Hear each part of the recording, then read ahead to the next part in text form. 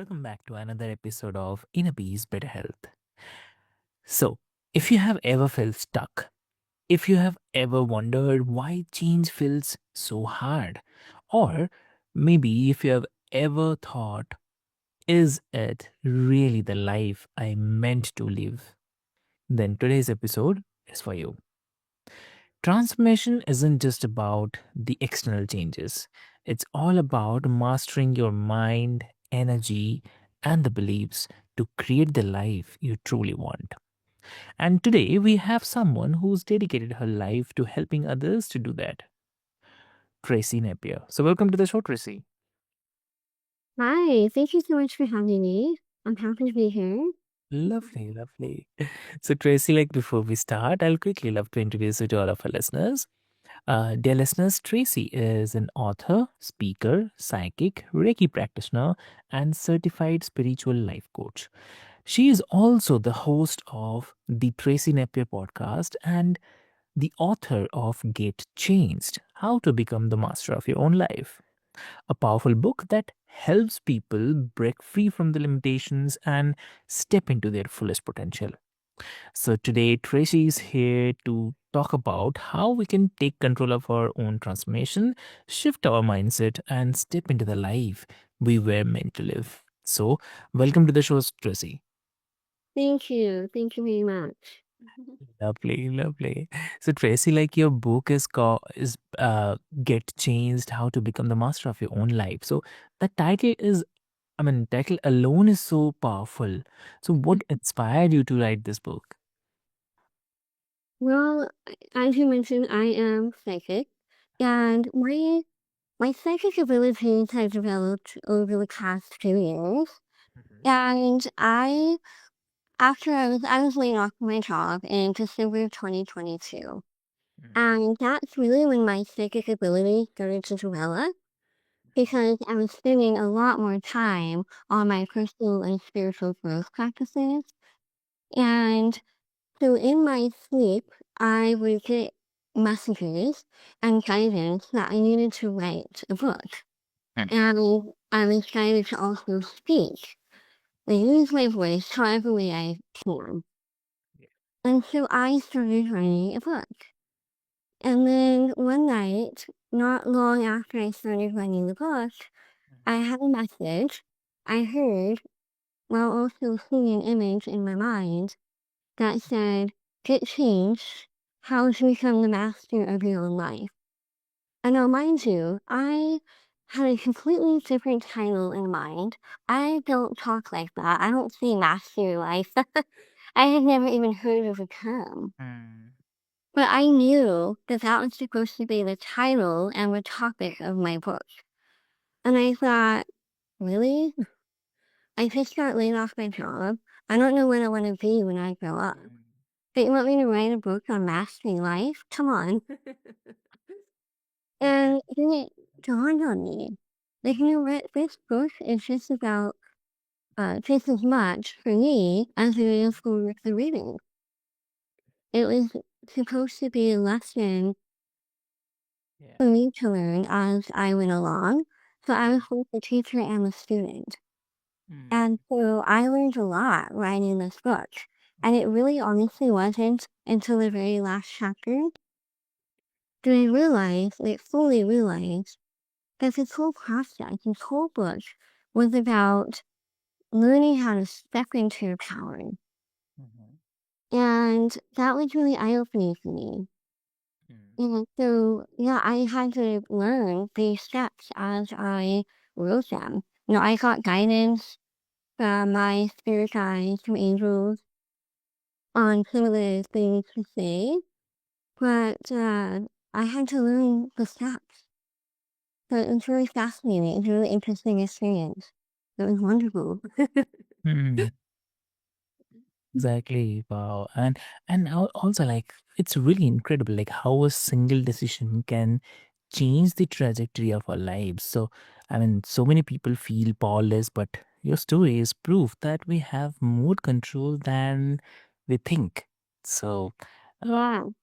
yeah. Yeah, I think the biggest lesson for me was really I needed to learn how to step into my power. Mm. I had been a victim. I played the victim unconsciously. I never knew I was a victim. I never Mm. felt as a victim. But unconsciously, I was a victim because I have a cleft lip and palate, and that I allowed it to hold me back my entire life. And it really defined me. My voice defined me. I was so shy, so insecure. I kept to myself, and I really played the victim.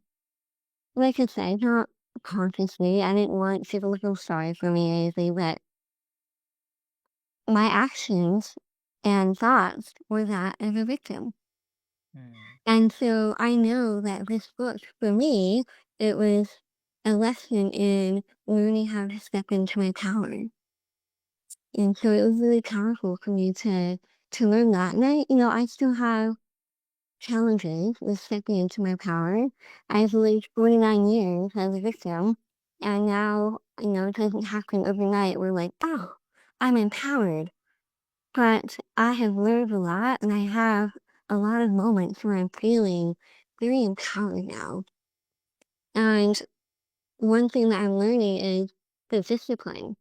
Even though I have this fear, the discipline is often a result of fear.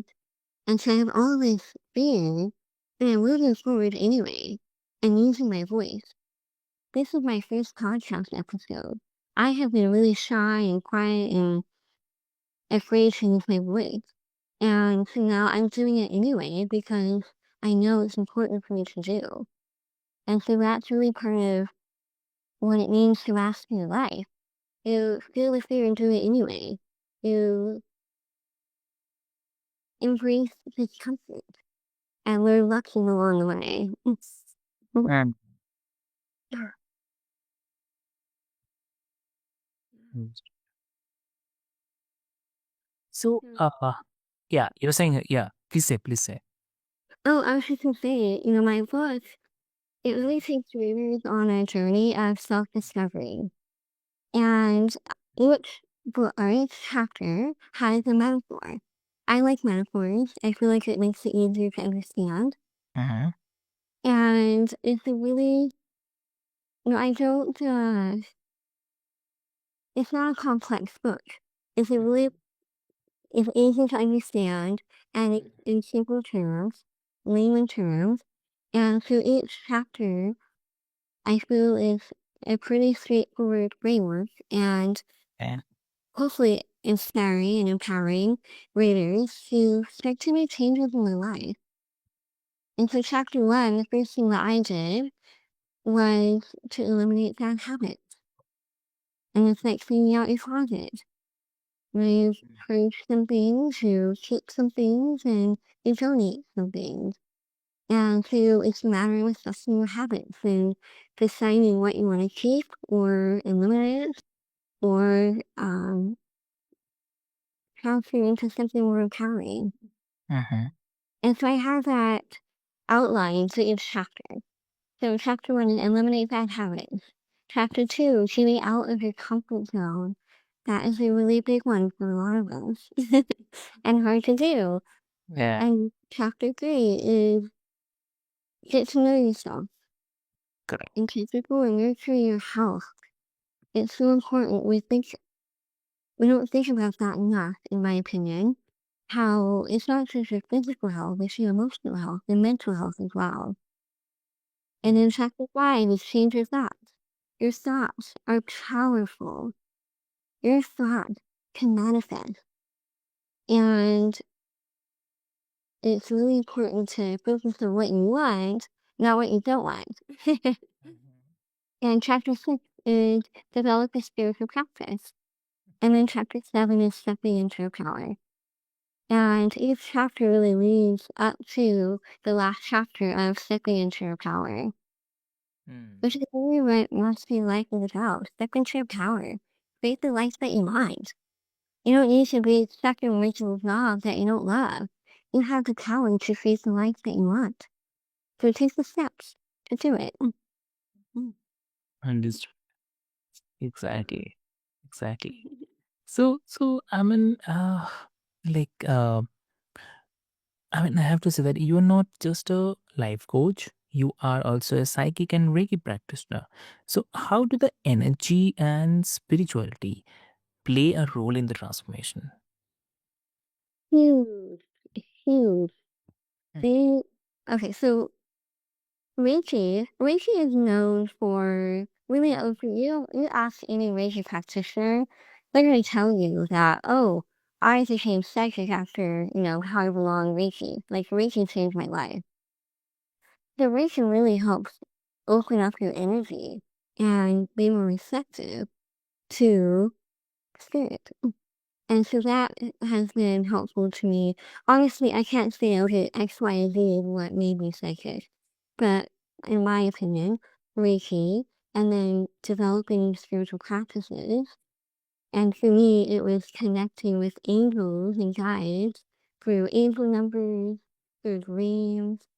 My grandma, who is passed, is one of my life guides. And she came to me one night and said that you're going to be really intuitive and that we need to get you dreaming. And ever since that night, I've had a ton of dreams, sometimes 20 or 30 in one night. And these are sometimes images or words or impressions, but I get them every night. And I'm more open in the morning too, psychically. And I record them on my phone, and I have a little journal that I put them in. But I receive guidance that way. So the angel numbers and oracle cards, I connect with angels. I love anything angels. And so my spiritual practices are ones that I think shaped me the most are Reiki and connecting with angels, through dreams, through angel numbers, through oracle cards, and then getting to know yourself too. Because once you do the inner work, it's an ongoing process, but the more you do, the more calm you feel because you're really getting to know yourself. And you no longer need that external validation. Your system is no longer on high alert. Like, oh, who's gonna like me? Who's not gonna like me? You're more calm because you know yourself and you know your worth. And so that opens you up too. So I would say those are what has impacted me the most and helped me become more psychic, intuitive, whatever you want to call it. Understood. Understood. Great. And like also, like fear of change. Even when people want to change, fear often holds them back. So why do you think people are so afraid of the change? Why? I think our brains are wired to protect us. Our ego wants to protect us and keep us safe. So if there's something different and new, it's like, no, no, no, it's not safe. Mhm. And so what I'm finding is really helpful is to learn how to embrace change by doing little things every day that are different. Wake up and say, what can I do to change today? Maybe it's going a different route to work. Yeah. Maybe it's going somewhere new. If you go for walks, maybe go to a different hiking trail. Go to a different grocery store. Change your routine. Or watch a different TV show. Little things like that help rewire your brain and help you feel safe and to believe that change is safe. Yeah. And so that would be my piece of advice a lot. It's helped me. I still work on getting change every single day. Okay. Okay. I understood. And that's really great. And if someone who is listening today is feeling stuck and like they know they need a change, but don't know where to start, so what would you, suggest them? I have lots of things I would suggest. First Okay. thing is meditation. I think everyone always says that. Meditate, meditate, meditate. It is important. I have a love-hate relationship with meditation, to be honest. I love it when I really go deep into it, but sometimes I'm just sitting there like, I feel like I'm wasting my time. That's Okay. why I need to meditate the most. Communication is really important. Okay. Movement is really important. Uh-huh. And a lot of guys, especially those with trauma or unprocessed emotions in their body, it gets stuck there and it keeps us from moving forward. And so what I'm finding is helpful and what I've been guided, because I've asked that question to my angel who died, like, how do I get unstuck? And the answer is they told me squats, Mhm. swimming, moving, like gentle movement, walking, dancing. Oftentimes they tell me dancing, and they show me an image of me like dancing and doing weird things with my arms. Because moving of any kind helps your energy get unstuck and Lovely. help you move forward. And so I'm glad you asked that question because Mhm. I learned, for me specifically, I had a lot of tense muscles, and it's because of stress and stress energy. So I am working through getting unstuck now. And part of that is strengthening the muscles in my lower back and my upper glutes. And they're weak. And when those are weak, it they help you with moving forward. It's interesting because when you strengthen your lower back and your glutes, it provides stability and helps you move forward energetically. And so I've been focusing on exercises that strengthen those areas. And it is helping me, strangely enough, to move forward and take action. It's helping me get unstuck. Yeah. On that sounds. Lovely. Lovely. Great. So, I mean, Gracie, I mean, this is really such a powerful conversation, and your insights, your energy, and your approach to the transformation are truly inspiring, I have to say. And uh, also, like, for the listeners, like, if you have ever felt like you are stuck in the same patterns, and if you have ever wondered why change feels so hard, then if uh, you are not powerless, you can change and you can become the master of your own life. So, uh, if you want to dive deeper into these concepts, be sure to check out Tracy's book, Get Changed: How to Become the Master of Your Own Life, and her podcast, the Tracy Napier podcast. And I'll add all the links into the show notes for your easy reference. And as always, if today's episode has resonated with you, share it with a friend, family, or someone who actually needs to hear this. And let's keep the conversation going and create a world where we all step into the lives we are meant to live. So until next time, take charge, take action, and take care of yourself. And this is your host, Vic, signing off from Inner Peace Better Health. Thank you so much.